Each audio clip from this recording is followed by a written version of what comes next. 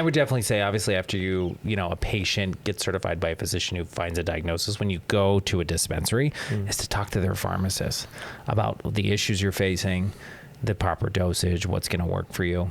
Yeah, especially first time, I always encourage, call to the dispensary ahead of time. Mm-hmm. Usually it's pretty easy. Schedule a sit down with the pharmacist. On some subsequent visits, most people, if they're doing well, they won't see the pharmacist, right. But you can at any time ask to see the pharmacist or set up an appointment, especially if any of your own prescription medications have changed. So that's always important too. We don't talk too much about interactions, and luckily overall it's pretty safe in that regard with regards to interactions to meds. But that's always important too, to let the pharmacist there, as well as whoever's prescribing the actual the more traditional meds, to say, hey, listen, I'm on cannabis as well. Or hey friends, it's the Ryan Leckey Show.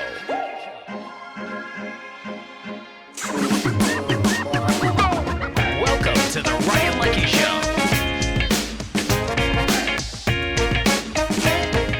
Hey, what's going on, peeps? Oh yeah, we're back, and today diving into some great news you can use content regarding something that is sort of all the buzz in Pennsylvania and really around the country. It's about medical marijuana, but who do you talk to if you feel like it could benefit you? How do you go about getting it? Say if you live in the state of Pennsylvania, and really what are the benefits, the downfalls, the negatives, all that stuff. So who better to help us out? Somebody I've known for a decade.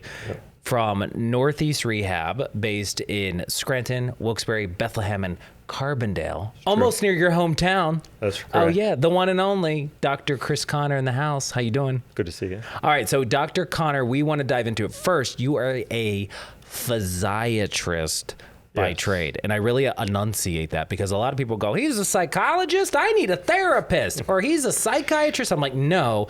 First of all, before we dive into this whole medical marijuana thing, right? Because you've done a lot of research on this. You've been on a lot of shows and sort of been a go-to expert for a lot of people, media outlets in northeastern Pennsylvania. What is a physiatrist? So physiatrists, think of them as non-operative specialists for your musculoskeletal complaints. So a lot of people in this area have always gone to orthopedists, surgeons, for everything. And majority of things don't require surgery, and then surgeons will refer to other places. Physiatrists handle kind of all of those things, almost like a primary care doc for your aches and pains and things like that. And then we specialize in, spine-related interventions and sport-related issues, right. Regenerative medicine, things like that. And that is physiatry. I have to say that because all the time I'm like, hey, I'm going to go see my physiatrist friends, and they're like, the psychologist? So at least we got that true. covered. Yeah. A little different than physical therapist. But you know what's amazing? We're going to unpack a little bit more. So you're with the organization Northeast Rehab. I actually got to know the crew at Northeast Rehab 17 years ago in my television career, and then you and I got to know each other through stories probably over the past 10 years, and just in general. And full disclosure, Northeast Rehab is a client of Ryan Leckey Media, and we do some cool internal marketing videos for you guys and social media. Really had nothing to do with a podcast, but I thought you as an expert who's been on a lot of panels and discussions regarding medical marijuana use in the state of Pennsylvania, and somebody who really specializes in pain management, I said, who better to help out on the show? So we should stress as well, not every physician really can help people maybe explore medical marijuana or getting that. So what doctors do what? That's true. Any physician in the state can do it. There's training that the Department of Health from our state puts out, and if you choose to kind of enroll in that, you become a licensed or listed physician who can attest for cannabis. So I don't even know how many out there now, but it ranges. Physiatrists, psychiatrists, there's pediatricians that do it, family docs, surgeons. Okay. And you're one of many who got approved by the Pennsylvania Department of Health for this. We should say one of many, but your main specialty, we should say, is physiatry and helping people with alternative and different types of treatment. Stem cell procedures you've done. We got injections. I've seen you for a bum shoulder before I had my surgery. I'm like, I went to you a number of times, you and Dr. Kelly Williams at your office, phenomenal people, just to kind of hold off on a surgery. And that's kind of your wheelhouse, really. So if people are going down the route where you may need to have something surgically fixed, you try to kind of help people kind of pause that if they can. Yeah, I mean, there's times where our role is kind of before surgery to make, the timing of surgery more the patient's choice versus trying to avoid surgery, or after surgery if they're still having issues. So let's dive right into it. For somebody in the state of Pennsylvania, and I'm sure other states maybe where medical marijuana use is legal and recreational marijuana is not, there's a whole process you got to go through. So let's just unpack in the Commonwealth. If somebody's like interested because maybe they're going through cancer treatment and chemotherapy. I've known a number of chemotherapy patients who have struggled to get their appetite right after treatment, and this is something they turn to as an alternative to help with pain, but also to get their appetite back. How do people even go about the process in the state to be legal and do it by the book for medical marijuana use? Yeah, it's actually pretty easy in the state. As a patient, you would go to the Department of Health website, and they have kind of a step-by-step process where you register, which is pretty much just confirming your identity, listing, address, and everything that's on your state ID card. And then 99% of the time works without a hitch, where they identify you, match everything, and then they'll give you like a registration number. Once you have that registration number, that's when you would contact a physician, and that's where they can actually kind of complete their part of the paperwork. And then it goes back to the patient to finalize any payments to the state to actually get the card mailed to them. I'm sure you get this question a lot, like a lot of other people who've done a lot of work around this or research. Will my insurance cover it? Like, is this something I can be like, all right, I'm going to bill this to my insurance and just fill up on the medical marijuana? It'd be nice, but no. It's not covered. No, all cash, and I mean, I don't think it'll ever be covered. So it's out of pocket. Where do you think things are heading? I mean, what did it mean, I guess, in the medical field, right, when this was approved by the state for medical use? Like, what did that do for patients? I mean, you treat and help a lot of patients with a lot of pain. And again, we want to stress it's not just always medical marijuana. The biggest thing is you're doing alternative treatments. But what do you think that did for people who are really struggling? I think in our pain patients specifically, because again, that's who we try to focus on, and that's kind of our wheelhouse, it really kind of gave another tool, or put another tool in our toolbox to kind of manage pain. So whether, if movement's not working, if procedures and therapy and acupuncture, or everything else that could be done, if that's not working and the more traditional medications might not be working, cannabis is an alternative. And probably the best thing was it kind of gave another option to opioids for some patients in chronic pain. And I think the most important thing for people who have loved ones, maybe they're struggling with, going through cancer treatment, right? I have a coworker, right, whose mother was going through cancer treatment.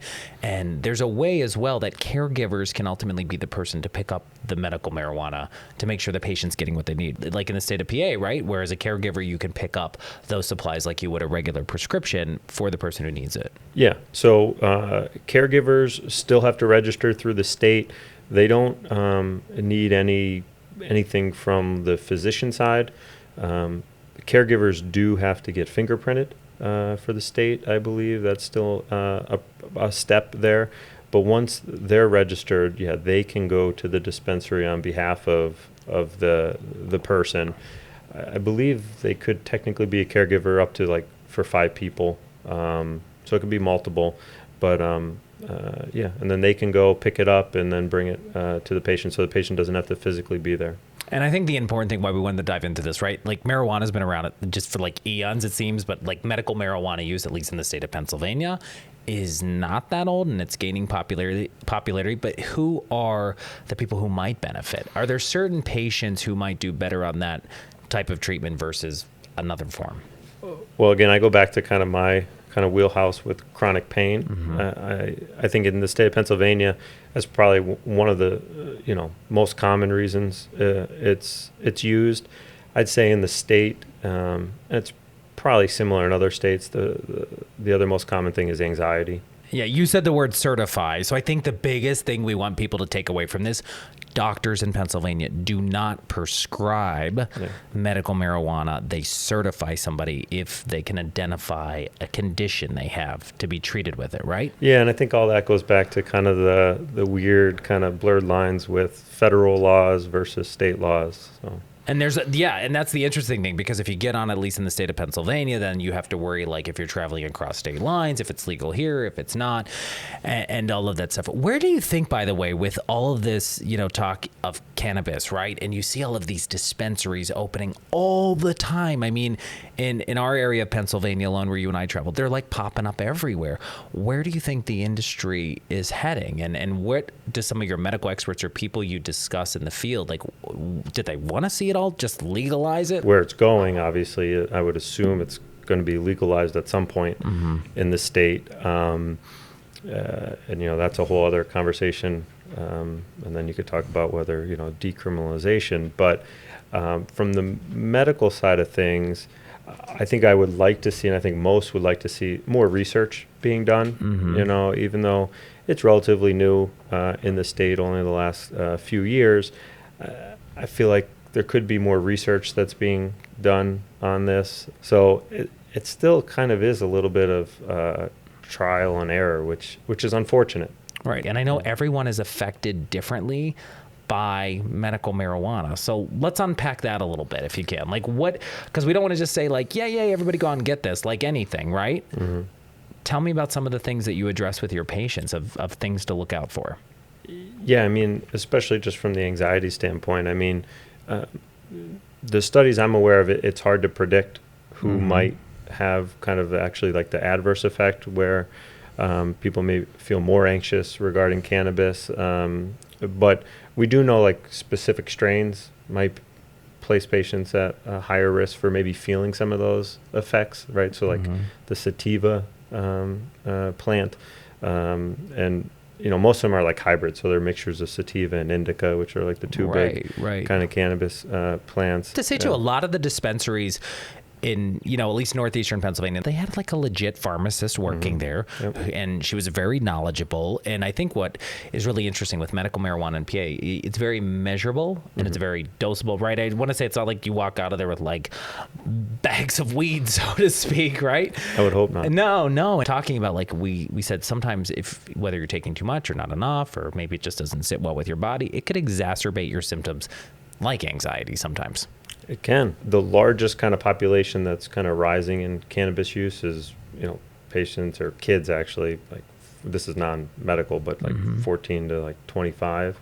And that's a kind of vulnerable kind of age, because brains are still developing, and chronic use of cannabis can actually exacerbate, some mental health issues, especially in people who are more vulnerable to it, if they have strong family histories of that themselves. So, it's even though we always talk about the advantages of cannabis, I think it's important to note that it's not for everybody. Like any medication out there either, like prescriptions. Exactly. Right. Exactly. Yeah. Because what I did really like by, working with these stores or just other stores in the area that sells CBD oil, you get that, I don't want to say chilled effect. It sort of takes the anxiety away in a natural process, but removes the THC. Yeah. Yeah. And so the CBD has like the non kind of psychoactive effects. So, it's a little, a lot of people like that because you don't have to worry about any potential adverse side effects like that. So yeah, that was something, just through the process, learning what's going to work best for me. And for me, it was CBD without the THC and just a few drops under my tongue, like every 12 hours. And I just felt like, okay, I'm rocking and rolling, and I'm transparent with that, because I think now, especially after the pandemic, right, there's such a focus, as there should be, on mental health and making sure people have the resources and the products out there really to help them kind of get through that. Yeah.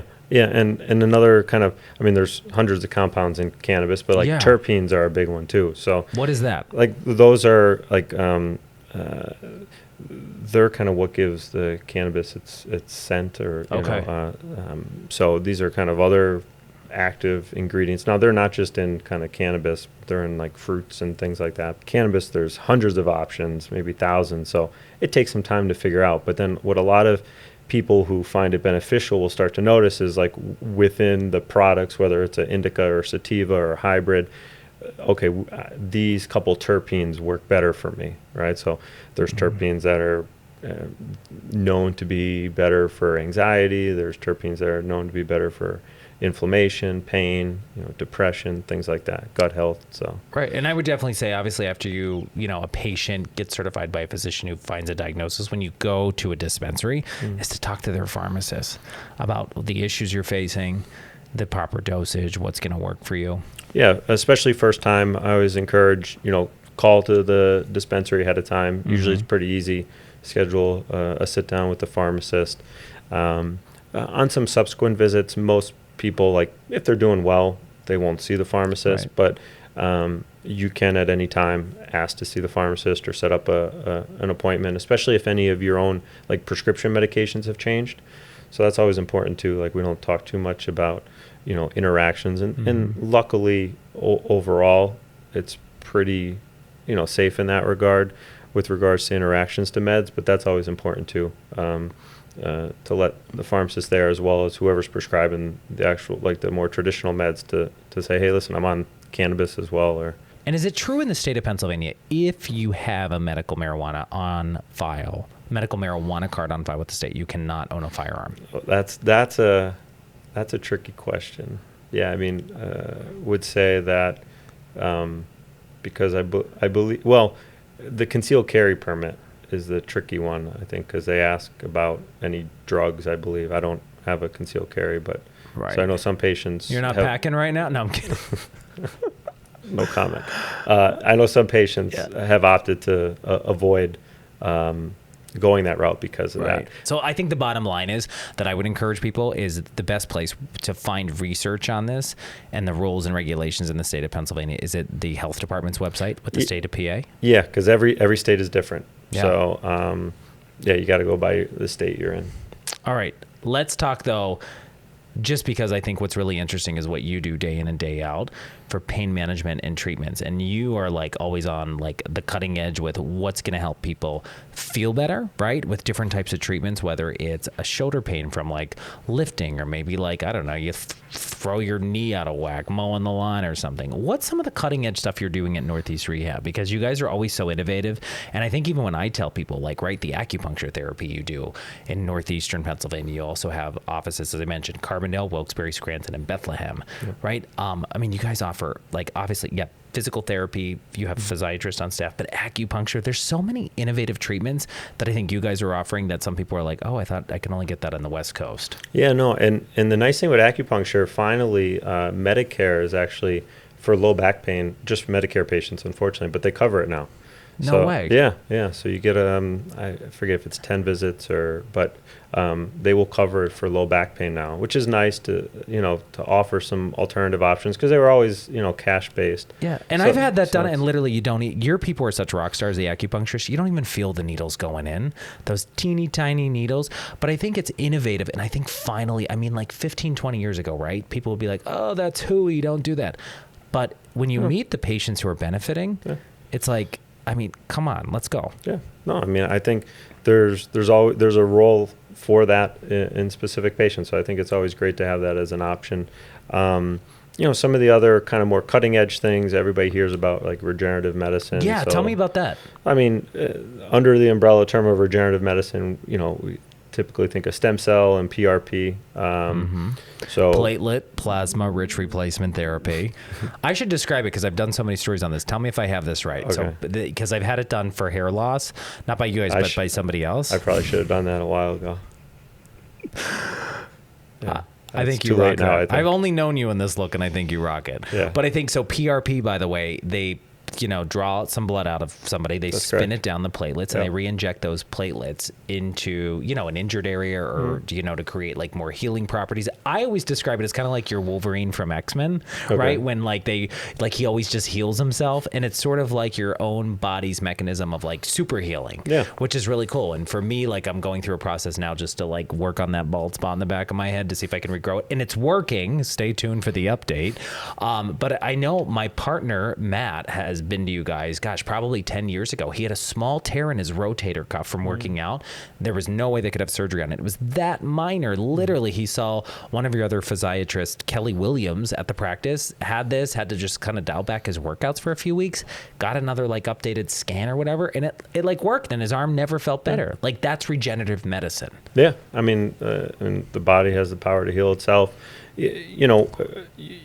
Patients obviously have to be healthy to take their own kind of, blood, spin it down, and put things back in their body. And it's not that much. It's like a teeny amount, like they would draw it, like, I don't know, your routine lab work. Yeah, I mean, it's a little more than that, but you spin it down and, it's all done within Maybe I was talking when they were spinning it down. I was like, that wasn't bad. Yeah. It takes 20 to 30 minutes probably total. Yeah. Done in the office typically. Yeah.